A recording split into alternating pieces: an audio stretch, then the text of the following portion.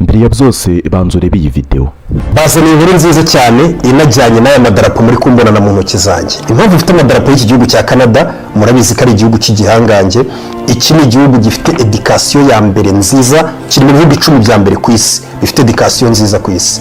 Buri mubyeyi wese, buri munyeshuri wese aba yifuza kuba yaba yarize muri Canada. Uyu munsi tuvugana hari umuntu ushaka kwiga muri Canada ariko akabura mikoro, akabura amafaranga yo kwita yishyura ngo ajye kwiga muri Canada. Hari umuntu ushaka kwiga muri Canada cyakohereza y'umwana we akabura visa bikamugora. Muri kano kanya rero impamvu mfite no madarapo nuko Canada atari twe tugiye kuyishaka noneho. Canada yimanukiye iri mu Rwanda muri kano kanya. Byagenze gute rero? Ku itariki 13 z'ukwezi kwa gatanu hazaba ari kuwa gatatu w'icyumweru gitaha. Tuzahurira muri Lemigo Hotel aho tuzaba turi kumwe n'abahagarariye kaminuza zirenga 15 zo muri Canada zikomeye cyane. Bazaba baje kudufasha kutwereka ukuntu ushobora kohereza abana bawe bakiga muri Canada ku nguzanyo kandi nta ngwate bakwatse. Abana bawe bakiga muri Canada ku nguzanyo ingana hafi na 75% nta ngwate, nta mwishingizo usabwe. Ikindi tuzava muri ya hoteli ya Lemigo Hotel zino kaminuza zitwanditse kuri babandi nyine bavuga ati umwana wanjye ndashaka kumwandikisha muri kaminuza cyangwa se ngenda ndashaka kwiyandikisha muri kaminuza. Bizaba bishoboka ko tuva hariya twamaze kwiyandikisha, twanditswe muri izo kaminuza zirenga 15 zizaba zihagarariwe muri Lemigo Hotel. Kwiyandikisha rero ni link iraho hasi, uraza kuyibona muri comment ya mbere ndayipininga, cyangwa se uraza kuyibona kuri Instagram yanjye hejuru kuri story, uyikandeho uyandikishe. Ikindi hari na nimero waduhamagaraho tukagusobanurira ko ukeneye ibisobanuro byinshi. Nta mafaranga turi kukwaka, kwinjira no kwiyandikisha gusa kuri iyo link, ukahagera inzozi zawe ukaba wazikabya, umwana wawe cyangwa se nawe ubwawe uri kunyumva muri kano kanya ukajya kwiga muri Canada. Ikindi bazadufasha ukigera muri Canada cyangwa se na nyuma umaze kwiga kuba wabona akazi gahoraho burundu, ukajya wikorera muri Canada wohereza ibiceri mu Rwanda. Inzozi zanyu zigiye kubimamo. Canada nayimanuye. Duhurire Lemigo Hotel itariki 13 nongere mbisubiremo kuwa gatatu w'icyumweru gitaha saa 3 za mu gitondo gukomeza. Reba niyi ngiyi ya Anita Pendo. Hello. Good morning. Mwaramutse neza mumeze bo. Hari ukuntu umuntu aje yicara akibuka nk'ibintu ubungubu numvaga ko kuri iyi myaka yanjye nakabaye hari amashuri nari mfite y'inzozi zanjye muri ayo nayo muri za Canada yararimo, nayo mu bindi bihugu yararimo. Ariko reka nkubwire ubungubu we birashoboka ko inzozi zaba impamo.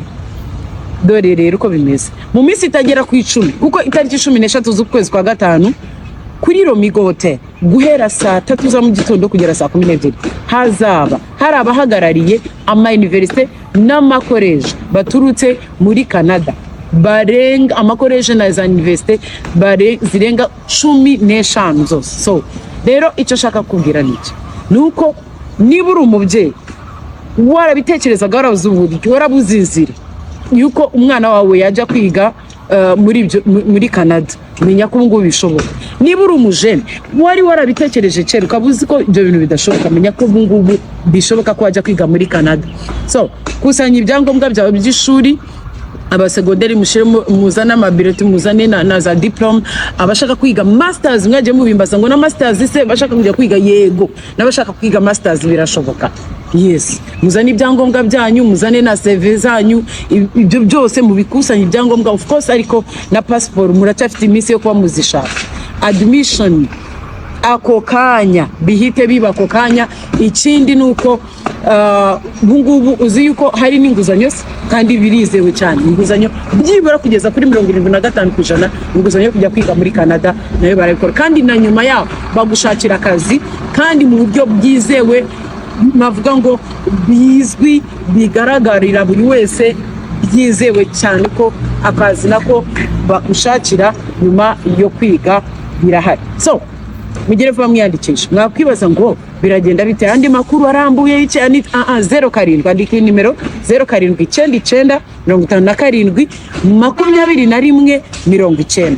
Ikindi wamenya kandi akantu keza cyane benshi mwari mutegereje kumva nuko ntangwate breaking news kabisa. Ubu tuvugana aka kanya uwitwa Rocky ndetse na Anita Pendo. Rocky muramuzi, umusobanuzi wa filime, ndetse na Anita Pendo akaba akora kuri Kiss FM. Ubu tuvugana rero abo babiri Rocky ndetse na Anita Pendo bari mu maboko atarayabo kabisa.